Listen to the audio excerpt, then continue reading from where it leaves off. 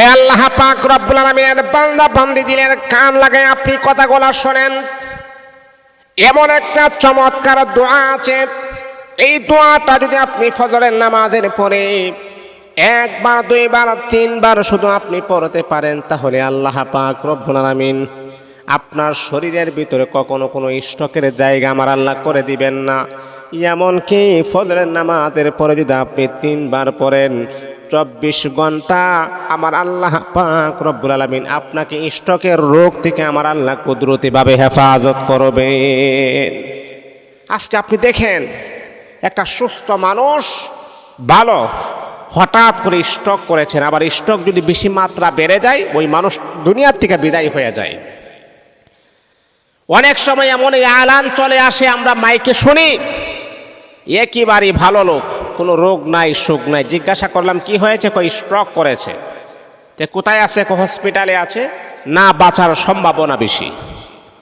তাহলে স্ট্রোকটা এতটাই মারাত্মক একটা রোগ লাগে না, কোনো কিছুই লাগে না, যে কোনো মুহূর্তে স্ট্রোকের রোগ আপনাকে দেখা দিতে পারে, আর সেই রোগটাই আপনাকে মৃত্যু পর্যন্ত পৌঁছায়া দিতে পারে।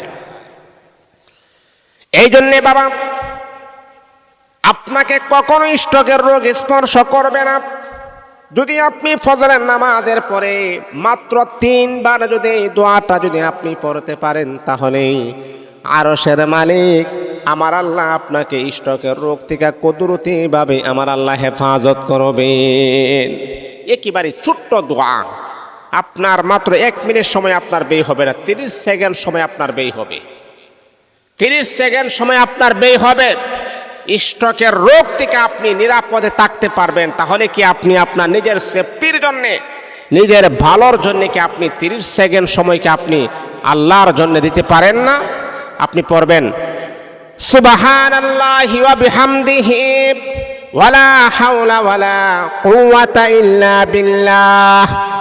একবার সুবহানাল্লাহি ওয়া বিহামদিহি ওয়ালা হাওলা ওয়ালা কুওয়াতা ইল্লা বিল্লাহ, সুবহানাল্লাহি ওয়া বিহামদিহি ওয়ালা হাওলা ওয়ালা কুওয়াতা ইল্লা বিল্লাহ। এমন করে করে 3 বার পরে নিজের বুকের মাঝে আপনি ফু দিবেন, আমার আল্লাহ স্ট্রোকের রোগ থেকে আপনাকে কুদরতিভাবে হেফাজত করবে।